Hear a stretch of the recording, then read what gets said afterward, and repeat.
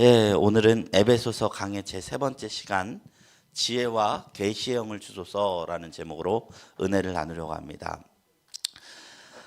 사랑하는 성도 여러분, 저희는 지난 2주차까지 설교에서 에베소서 1장 3절, 14절을 통해 성도가 느끼던 느끼지 않던 이미 우리는 하늘에 속한 신령한 복을 받았다는 사실을 우리가 묵상해 보았습니다.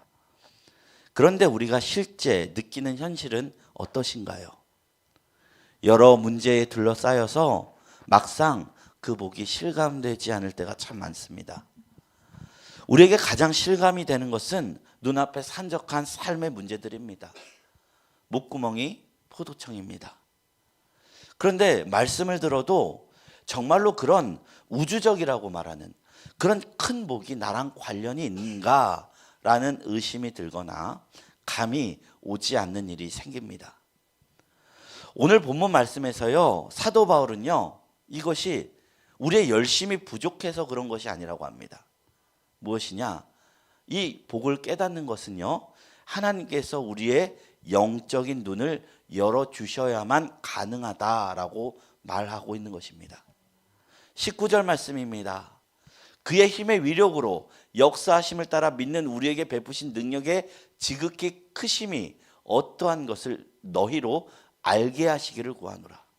알게 하시기를 구한다. 이 한 구절의 말씀에서 우리는 기독교에서 얘기하고 있는 가장 중요한 개념 중 하나를 발견하게 됩니다. 그것은 뭐냐? 계시입니다. 계시. 10개의 보일 시. 연극을 볼 때요, 우리가 커튼을 걷고 무대를 보는 것처럼 우리가 잠을 자다가 불을 켜야지 우리 살림살이가 어디에 있는지를 아는 것처럼 하나님께서 우리의 눈을 열어서 보게 하시고 깨달음을 주실 때만이 우리가 하늘에 속한 복을 진짜로 깨닫게 된다는 사실을 사도 바울은 이야기하는 것이에요.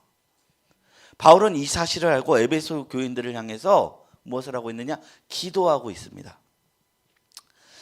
저번 주까지 나누었던 13절까지 터져 나오는 찬송은요, 성도된 우리에게 이미 우리에게 주어진 복에 대한 선언이었고, 삼위 하나님을 향한 찬양의 형식으로 지어졌다면요, 15절부터 23절까지의 내용은요, 또 다른 한 문장으로 이루어진 기도의 형식으로 되어 있습니다. 찬양과 기도가 에베소서 1장을 이루고 있는 중요한 두 축인 것이에요. 바울은요, 먼저 그 복을 선언한 뒤 성도들이 그 복을 정말로 깨닫고 체험하도록 기도하고 있는 것이죠. 기독교 신앙에서는요, 교리라는 것과 체험이 나란히 걸어가야 합니다. 교리만 알면요, 저같이 됩니다. 머리로는 아는데 가슴이 차가워질 수도 있고요. 그에 반대로 방향 없는, 알 없는 체험만 추구하고 나간다 보면요, 우리는 지식이 없는 혼란스러운 신앙을 갖게 됩니다. 바울은요, 어떤 것 하나도 놓지 않아요.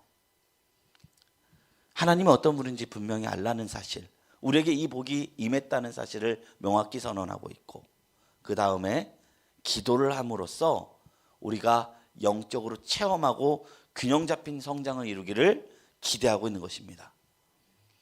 이번 3주차 설교 주제는 바로 이것입니다.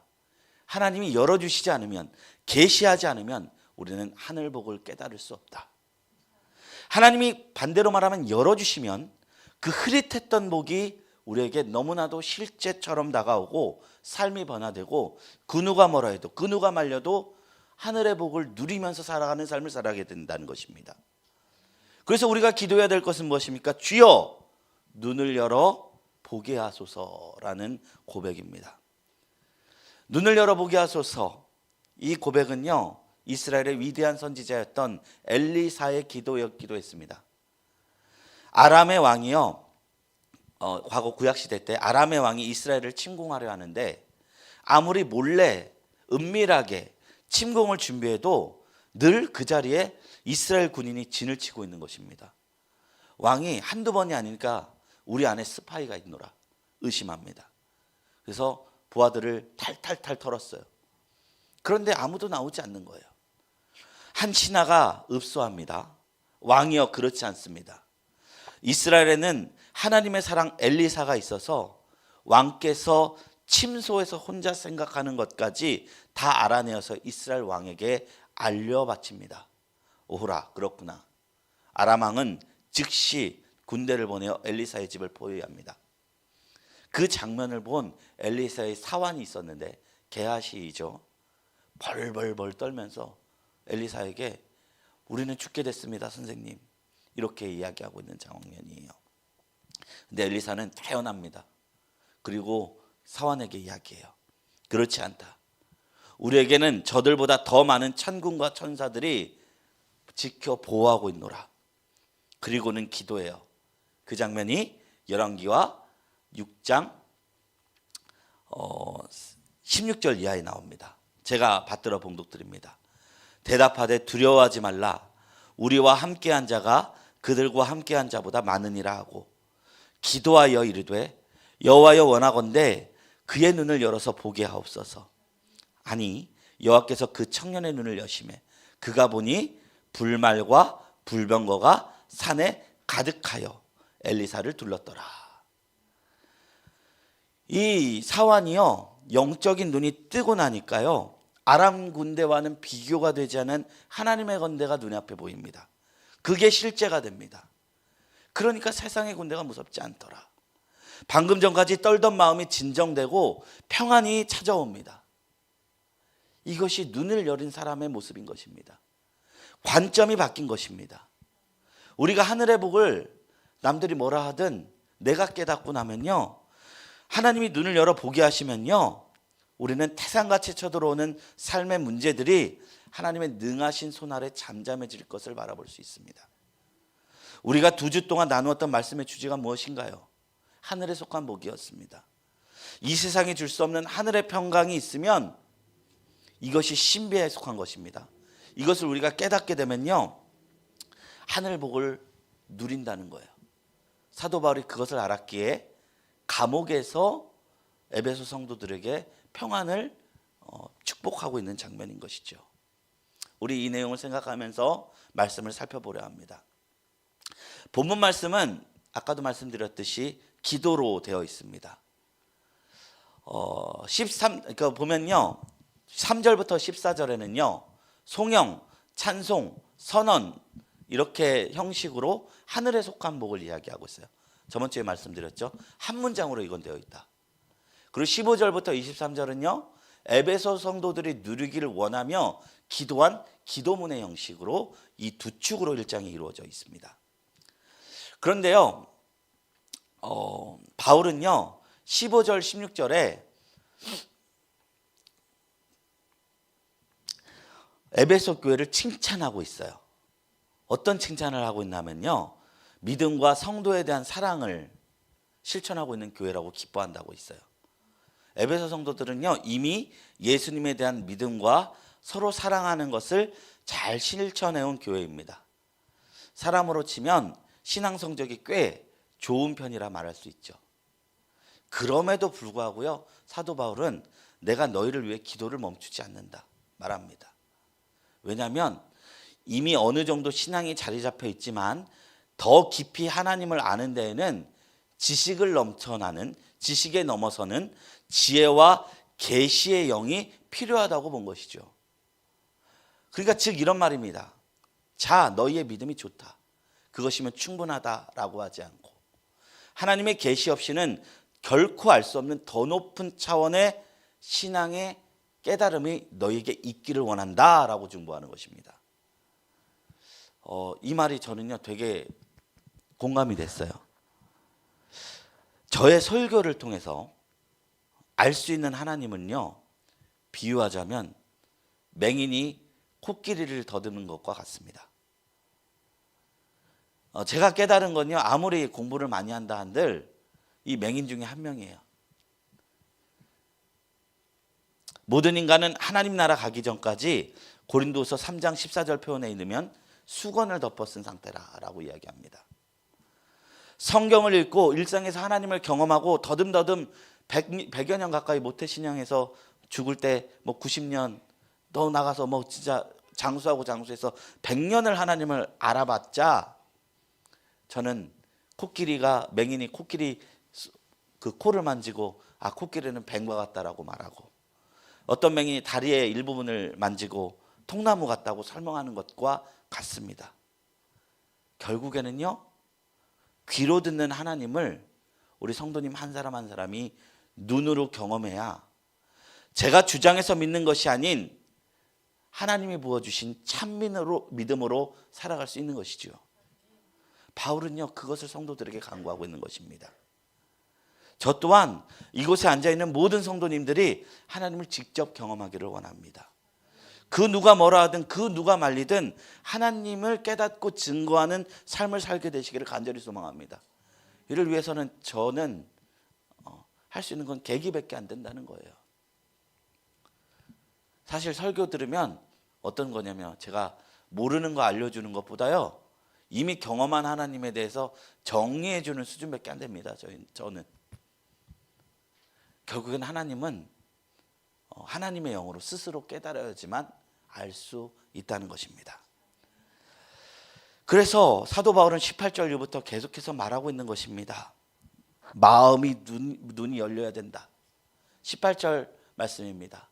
너희 마음의 눈을 밝히사 그의 부르심의 소망이 무엇이며 성도 안에서 그 기업의 영광의 풍성함이 무엇이며. 여기서 마음이라고 번역된 헬라어 카르디아는 단순히 감정이나 기분이 아닌 내면의 중심을 의미합니다. 바울은요, 우리 내면의 중심에 빛을 비춰주셔서 영적인 분별력이 생겨나게 해달라고 기도하고 있는 것입니다. 이 마음의 눈이 제대로 열려야 성경에서 말하는 내가 왜 죄인인지 깨닫게 되고요, 왜 십자가가 우리에게 있어서 갚을 수 없는 은혜인지 깨닫게 됩니다. 왜 사랑하며 살아야 하고, 왜 우리가 이 세상이 아닌 장차 올 세상을 소망하면서 살아가야 되는지를 우리가 긍정할 수 있다는 것입니다. 100번 들어도 마음에 스며들지 않으면 이것은 그냥 교리일 뿐인 것입니다. 반면 마음의 눈이 열려서 이게 나에게 주신 하나님의 선물이로구나 깨닫게 되면 우리의 삶이 뒤집어지고 바뀌는 역사가 일어나는 것입니다. 그러면 제가 저번 주부터 계속 나누었던 하늘의 신령한 복이 막연한 지식이 아니라 실제 체험이요 확신이 되는 것입니다. 그런데 우리는 왜 눈이 감겨져 있습니까? 사람은요, 죄성과 세상의 염려 등으로 영적 시력이 흐릿해졌습니다. 예수님께서도 제자들을 향해서 너희의 눈이 있어도 보지 못하고 귀가 있어도 듣지 못한다고 탄식하셨어요. 교회를 다녀도 이 흐릿함에서 완전히 벗어나지 못하는 일이 자주 발생합니다. 그건 저 또한 그렇습니다. 그래서 어느 순간 저도 신앙생활 잘하고 있다고 생각하다가 어느 날 하나님께서 계시해 주셔서 저의 죄됨을 깨닫게 해줄 때가 있거든요. 그때마다 하나님께 매번 반복하는 기도가 화로다 나는 망하던 자로다. 하나님이 잘 살아온 것 같은데 하나님이 보면은 깨닫게 해주시면 주여 저는 하나님 앞에 부끄럽게 산 것밖에 없군요 라고 고백하는 게 있습니다. 맨날 그러면 제가 살지 못할 거예요. 다행히 은혜를 주셔서 1년에 한 번씩 2년에 한 번씩 주십니다. 여기 계신 성도님들에게도 그런 경험이 있을 줄로 믿습니다. 하나님께서 빛을 비춰주셔야 우리는 하나님의 말씀을 깨닫게 됩니다. 말씀을 넘어선 하나님의 마음을 깨닫게 됩니다. 예수님께서 제자들의 눈을 열어 성경을 깨닫게 하신 장면처럼 하나님이 열어주심이 우리 안에 필요하다는 것입니다. 그렇다면 우리는 하나님의 계시로 무엇을 깨달아야 할까요? 그것이 오늘 말씀 우리에게 이야기하는 진리입니다. 우리가 하나씩 소개해드리려 합니다. 3가지입니다. 크게 바울이 중보한 3가지 진리, 우리가 깨닫기를 원하는 3가지 진리. 첫 번째, 부르심의 소망입니다. 18절 말씀 첫 번째에 보면요, 그 부르심의 소망이 무엇인지를 알게 하기를 원한다. 곧 하나님께서 우리를 구원하실 때 어떤 계획과 목적을 두셨는지, 그것이 얼마나 크고 놀라운지 알기를 기도하는 것입니다. 우리는 종종 우리 자신을 우연적 존재나 운명의 장난으로 보지만 실상 우리 가운데 누구도 하나님 부르심 안에서 나온 자가 없습니다. 안 나온 자가 없습니다. 내 아버지께서 나를 부르지 않으면 나에게로 올 자가 없느니라 예수님께서 말씀하셨거든요. 하나님의 부르심 안에서 선택받은 사람들입니다. 이 부르심에는요 영원한 생명이 있고요, 하나님의 자녀됨이 있고요, 거룩한 사명 등 많은 것이 포함되어 있습니다. 이것을 분명히 알면 우리가 아무리 힘든 상황 속에서도 하나님의 소망 안에 있다는 확신으로 살아갈 수 있다는 것입니다. 바울이 이것을 성도들이 깨닫기를 기도했습니다. 왜냐? 말로 해서는 못 깨달으니까. 공부해라 해서 말 잘 듣는 자녀가 생각보다 손에 꼽고 적다고 하더라고요. 결국 공부의 필요를 알아야지 스스로 하지요. 바울은 그것을 기도하고 있는 것이죠. 두 번째로 바울이 성도들이 무엇을 깨닫기를 원했는가? 18절 후반에 보면 성도 안에 주어지는 기업의 그 영광의 풍성함을 깨닫기를 원한다. 이게 저번 주에 말씀드렸듯이 우리가 하나님 나라를 상속받은 존재라는 그 메시지를 깨닫기를 원한다는 거예요. 그런데 이게 얼마나 풍성하고 영광스러운 것인지 하나님께서 마음의 문을 열어주시면 알게 된다는 것입니다. 천국은 마치 밭에 숨긴 보화와 같아서 그냥 보면은 몰라요. 이게 얼마나 가치 있는지. 근데 밭에 숨긴 보화를 발견한 사람에게는 전 재산을 다 털어서 그 밭을 산다고 합니다. 왜요? 파는 것보다 더 얻는다는 확신이 있으니까. 제가 농담처럼 얘기하지만 지금 있는 지식으로 10년으로 돌아가면 뭐 할래? 이런 얘기를 하면 청년들 다 비트코인 산다고 해요. 비트코인 막 몇백억 되고 이러니까 제 동기 중 한 명이 이더리움인가 그거를 한번 궁금해서 채굴을 했었대요. 그때 당시 밤새 컴퓨터로 채굴을 해서 3원인가 4원을 캤답니다. 근데 전기세가 더 나오는 거예요. 그래서 사모님이 쓸데없는 거 하지 말고 그냥 잠이나 자고 설교나 준비하시라고. 알겠어요. 그러고 잊고 있었대요. 그리고 한 6년, 7년, 8년 이렇게 지나고 막 전자화폐가 딱 떴는데 그때 3원 캔 게 기억이 나더랍니다. 그게 얼마가 됐는지 아십니까? 500만 원이 됐어요. 그래서 10년으로 지나가면 다 그런다고 하더라고요. 그런데 우리가 그 밭에 감추인 보화를 캐는 게 그거 같다는 것입니다. 천국의 가치, 그 영광의 풍성함을 아는 사람에게는 이게 세상 무엇과도 바꿀 수 없는 복임을 깨닫는 거예요. 그건 누가 가르쳐줘서 제가 여기서 핏대를 높여서 주장한다고 이루어지는 것이 아닙니다. 하나님께서 계시해 줘야 가능한다는 것이죠. 이것은 지난주에 예정에 대한 말씀과 하늘에 속한 복을 설명드리기 하면서 나눈 내용이기도 하죠. 그리고 마지막으로 뭐냐면 19절과 20절 말씀을 통해서 하나님께서 우리에게 능력의 지극히 크심을 깨닫기를 원한다라는 것입니다. 여기서 능력이라는 것은요 디나미스라고 합니다. 디나미스. 헬라어로 디나미스인데 저희 예전에 이제 제가 사역했던 교회 청년부의 이름이 디나미스 청년부였어요. 디나미스는 뭐냐면 다이너마이트의 원어인데 폭발력, 파워를 이야기합니다. 그냥 단순히 이런 힘 이게 아니라 응축되어 있는 것이 폭발해서 모든 것을 파괴시킬 만한 어마어마한 힘을 이야기합니다. 근데 하나님이 보여주시는 능력이 이와 같다는 거예요. 그런데 이 힘이 무엇으로 증명되었느냐? 20절 말씀에 보면 십자가와 부활에서 드러난 죽음을 이기는 힘이다.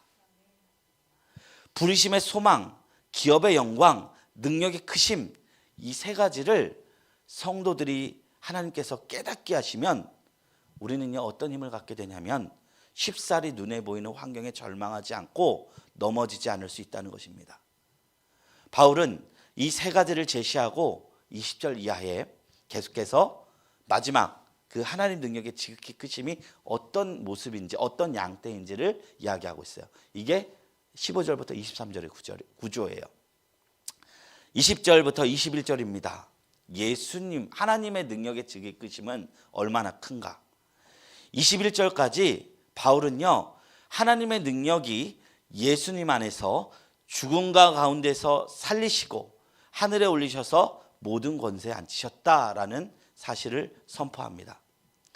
예수님은요 우리에게 4대 성인의 여지를 주지 않으셨어요. 유대의 랍비나 훌륭한 스승 정도가 아니라 만왕의 왕이며 우주적 통치자, 그리고 하나님의 아들로서 삼위 하나님이심을 우리에게 이야기하고 있어요. 우리가 이 진리를 정말 안다면 세상 모든 강력해 보이는 세력도 궁극적으로 예수님 발 아래 있다는 사실을 깨닫게 됩니다. 막 지금 정치에서 보면요, 뭐 기독교인들 다 뭐 좌파 기독교인들도 있고요, 우파 기독교인들도 있어요. 근데 어느 한쪽이 패배하면 막 하나님의 공의가 무너진 것 같이 괴로워하는 사람들 너무나 많이 있습니다. 그런데 모든 권세는요 결국 하나님의 발 아래 있습니다. 괴로워할 것도 없고 무서워할 것도 없습니다. 심지어 악행 권세조차 하나님께서 그 악함의 그 악인조차 하나님이 그 적당한 때에 쓰실 정도로 하나님은 그렇게 허투루 세상 역사를 주관하시는 분이 아니시라는 것입니다. 그러니까 우리가 절망할 필요 없어요. 어제 보니까 우파 기독교 분 그 대통령 탄핵 때문에 자살하신 성도는 아니죠. 그런 분도 계시더라고요. 우리가 그럴 필요가 없습니다. 하나님의 공의는 정권과 상관없이 흘러간다는 것을 믿고 이것은 우주적인 측면에 있기 때문에 우리가 절망하지 않아야 될 줄로 믿습니다. 우리가 여기 10사람 모아놓고 우주적이네 뭐네라고 말해서 좀 그럴 수 있지만 이것을 깨달아지면 왜 이게 우주인지 알 수 있을 줄로 믿습니다. 그리고 이게 20절부터 21절의 내용입니다. 그리고요 22절부터 23절까지는 어떤 내용이 있냐면요, 근데 이 우주적인 권세가 무엇을 위해 존재하는가에 대한 이야기예요. 이 큰 권세가 어디에 머물러 있느냐? 교회에 있다.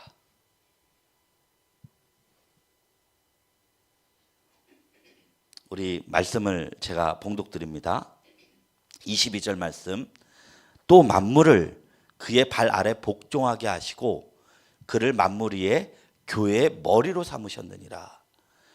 하나님 예수님이 얼마나 권세가 높으신 분인지를 선포하면서 마지막으로 결론이 뭐로 나와 있어요? 예수님이 교회의 머리가 되셨다라고 이야기하고 있어요. 이것이 얼마나 위대한 선언인지 모릅니다. 이 사실을 깨닫지 못하면 교회는요 단순히 사교 모임, 사람들의 모임 정도로 전락할 수 있습니다. 좋은 사람들이 모인 공동체, 이것도 물론 중요하지만 교회의 본질은 예수님이 머리 된 공동체입니다. 교회는 죄 많고 약한 이들의 모임일 수 있어요. 질투 많고 또한 연약한 사람들의 모임일 수 있어요. 뭐 우주적 공동체라고 해놓고 들어가 보니 아무것도 아니더라 라고 말할 수 있어요. 세상 기준으로 볼 때 어설플 수 있어요. 그러나 말씀이 선포하신 교회의 본질은요, 죽음을 이기시고 이 세상과 오는 세상을 통치하시는 그리스도께서 직접 통치하시는 그분이 머리가 되신 영광스러운 공동체입니다. 이 사실이 우리의 정체성을 결정하고 있는 것입니다. 그래서 사도 바울은 위대한 고백을 합니다. 교회는 그의 몸이니 만물 안에서 만물을 충만하게 하시는 이의 충만함이라. 교회가 뭐라고요? 충만함이라. 이 성경이 쓰여진 당시 교회는 너무나 작고 핍박받는 공동체였습니다. 처음 공교회 이런 건물이 있는 교회가 유적지로 역사적으로 보면요 200년이래요. 서기 200년. 그러면 200년 전에는 어떻게 신앙생활을 했을까요? 핍박을 피해서 가정에서 모이고 지하 굴을 팔아서 땅 속에서 모였어요. 죽이니까 땅을 파서 굴에서 모였어요. 그런데 거기서 태어나서 평균 30세도 못 돼서 죽은 사람도 많이 있습니다. 그런데 그런 사람들이 모여서 예배하면서 우리는 만물의 충만함, 온 우주의 왕 대신 예수님을 머리로 삼은 공동체이다라고 고백하며 예배드렸던 거예요. 남들이 보면 웃을 수 있죠. 그러나 로마는 무너졌으나 교회는 살아남았습니다.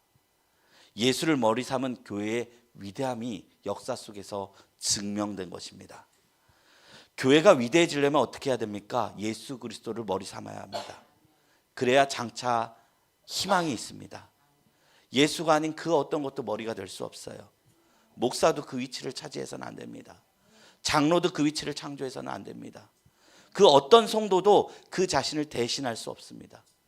예수를 머리 삼아야만 이 충만한 사도 바울이 선언한 그 권세가 교회 안에 있는 것입니다.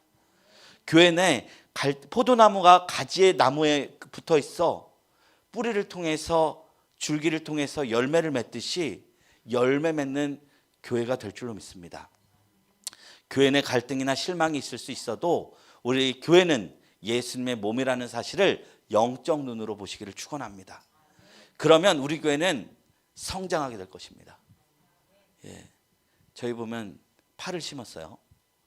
파를 심었는데 대파를 사서 윗대가리만 딱 댕강댕강 나르고 뿌리만 심었어요.